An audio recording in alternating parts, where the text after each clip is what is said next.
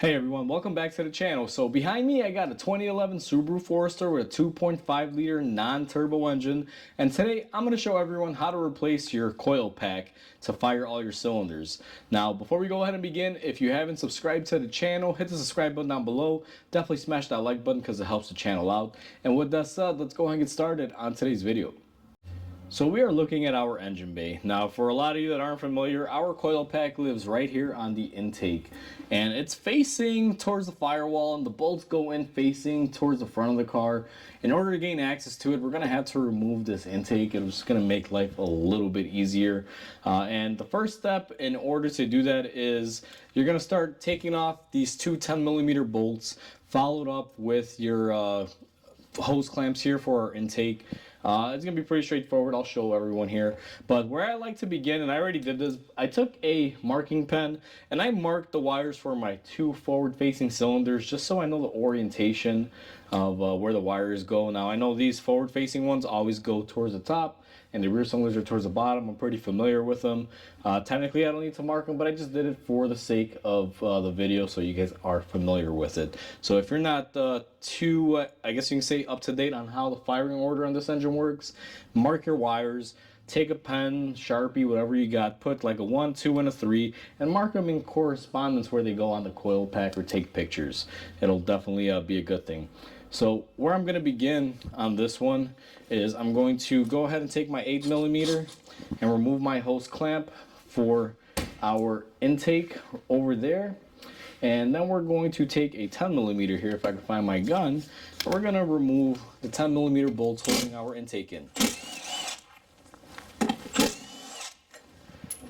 So once we get those out of the way, you're going to find that if you come around here towards the passenger side, now I don't know how well the camera's going to pick it up. Let me shift my light. We're going to have this breather tube in here. We're going to go ahead and grab the little clamp that they provide here, which is like a little finger clamp. Let me get you guys zoomed in, see it a little bit easier. You can see you don't need a tool for this. You just pinch the two together and pull your hose off of your intake. I believe this is for the breather or the PCV valve. And just like that, we're going to go ahead and take that off. Now we also have a 8mm that we're going to remove right here, and it's the clamp connecting our intake to our engine. And once we get all those things off, we should be able to gently slide off our intake like so. Now I like pushing it towards the back, and I like to pay attention, make sure that there's nothing in the way. It's been a while since I did one of these, so I definitely don't want to break anything. Now there's going to be some more items. Now on this side back here, I'll show everyone once I get it off. We're going to have another breather tube and port that's going to be for the right side of the engine. Same exact style as the one we removed on the driver's side. And then that'll loosen up and give you all the room for your intake. Now we also do have this little item here to remove. Now this, I believe, is your purge solenoid, and you should be able to slide it off just like that. You kind of pull on it, it'll open up, and you're able to get your intake up and out of the way just like so. Now you want to be very careful with this. You definitely don't want to break this, so be ever so gently. Mine, came off pretty easy. I believe someone's been in there before. But once you get your intake off, just to show everyone, I'm gonna have to move the camera around here. Look at all the room that we have to get to our coil. We are pretty much going to be leaned over the car, but we have all the room that we ever will need. Now, if you marked your wires, you're going to go ahead and unplug them. Now, mine are going to come off fairly simple because I already did a tune-up on this vehicle earlier today, and I already filmed that video. So if you want to know how to change spark plugs and wires, that will be covered on the channel. But I decided to make a separate video on the coil pack because you're not necessarily replacing the coil pack every single time. This is due to customer request. They wanted to give it a full tune-up, so that's why we're doing it this way. So now that we have our wires unplugged And I will say, if you still have the original wires on your coil and you're just replacing your coil, they're not going to come off that easy. You're going to have to twist them and, you know, kind of poke on them and get them off. It's not super difficult, but it can be challenging. Just heads up. One thing that I'm going to do is the sensor. I'm going to go ahead and unplug this connector just so we can kind of move it out of our way. We can get a little bit better access to items. And I'm going to clean up my area here and just get some things out of the way. Now that we have our wires out of the way, I wanted to show everyone a little bit of a close-up on this coil pack. Now, this is our coil pack. Typically, they have a bolt here and 2 up here. Normally 3 hold them into place. And our wiring connector for the coil is going to be here. We're not going to be able to access that until we get it off. So you're going to be working this way with your tools, and I'll show you. It's actually not bad to get these off. Pretty straightforward. I'm going to position the camera right about there. And the way I like doing this is you can do it one of 2 ways. You can come in here with a wrench and do it. This is my combo. I use a extension 10 millimeter long and my gun. So I'm going to come in here and just go ahead and remove the first one and then kind of snake it into our bottom bolt here. And the more challenging one, where you kind of got to go in between the hoses, is going to be this one right here.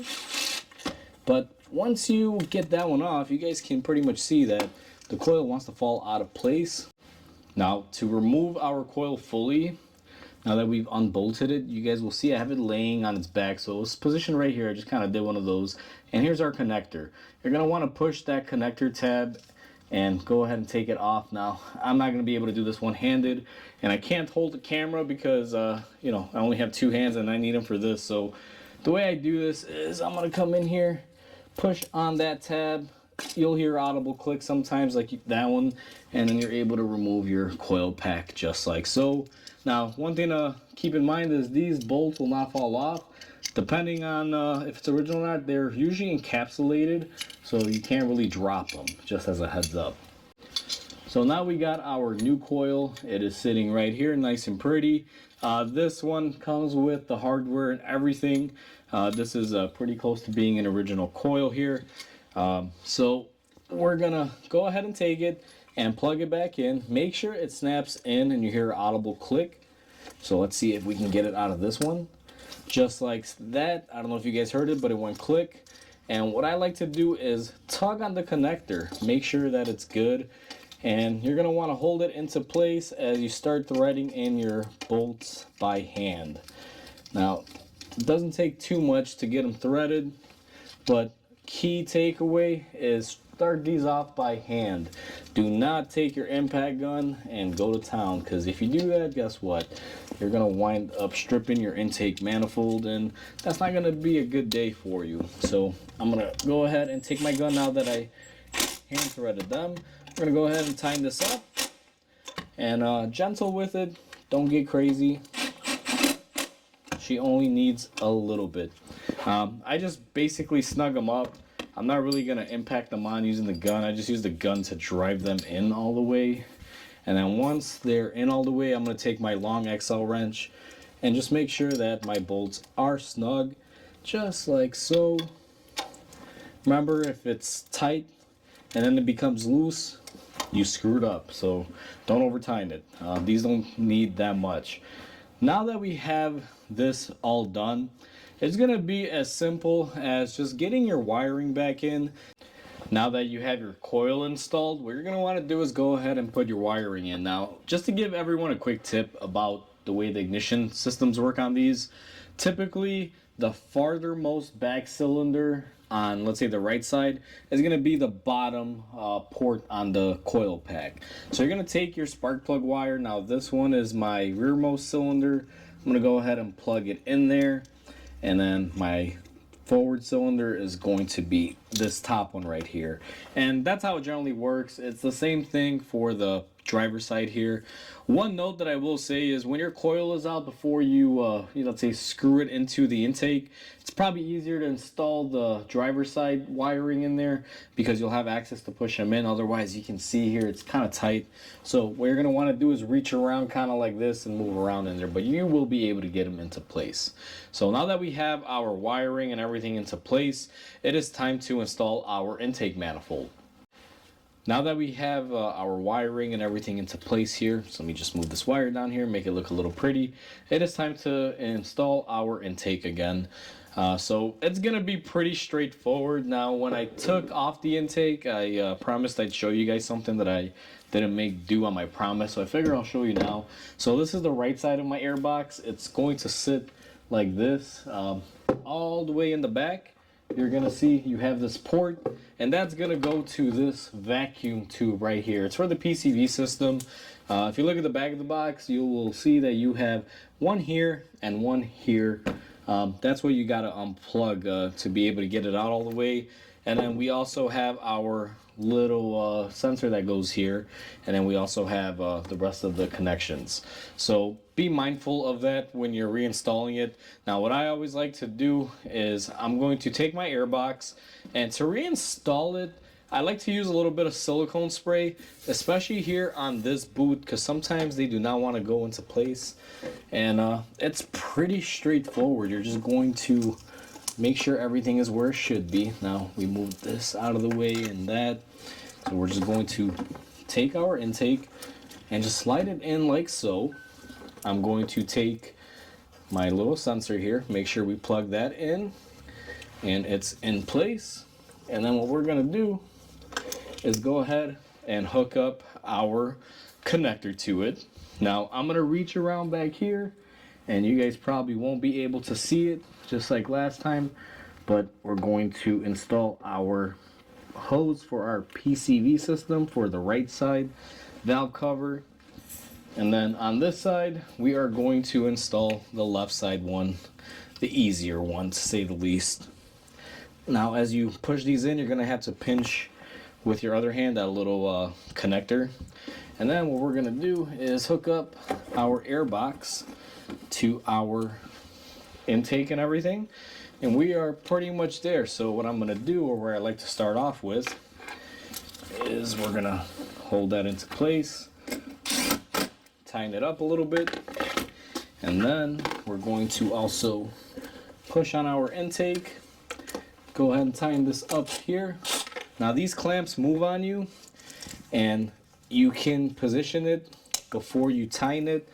Mine moved on me, so we're gonna go ahead and push it a little up, and then we're gonna clamp it down, and we're gonna hold a little bit of forward pressure and tighten it up just like so.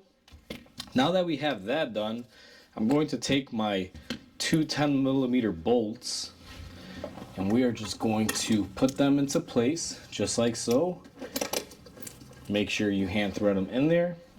And once you get those into place, we're just going to tighten them up. These don't need a lot of torque. Now sometimes they don't want to tighten up and it'll move around in there. It can happen from time to time, especially on the bracket where you were working. So what you want to do is kind of move it around as you tighten it, and just like that we have it into place. The reason why this didn't want to go in there easy is because our coil was there. We probably shifted that little bracket that was in the way when we got in there with our gun, and it just wasn't lining up right. But as you saw, we were able to get that in the end. So that's how you replace a coil pack on your Subaru 2.5 liter non-turbo. Now we're showing a Forester in this video because that's the car we're working on, but this applies to pretty much every EJ25 out there. Very similar, depending on the model it's in, sometimes can differ slightly, but when it comes to the coil pack, it's pretty straightforward. It's pretty much there every single time.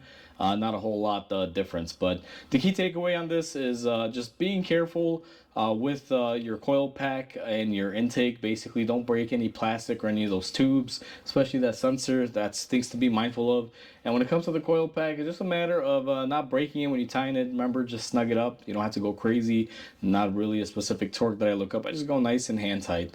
Aside from that, make sure your connector is plugged into your coil pack, And make sure you have some way of marking your wires if you're not too familiar with the ignition system. We're taking a lot of pictures, but overall pretty straightforward. So hopefully everyone enjoyed this video. Please comment, like, and subscribe because it definitely helps the channel grow. I hope everyone has a wonderful day, and I'll catch you on the next video.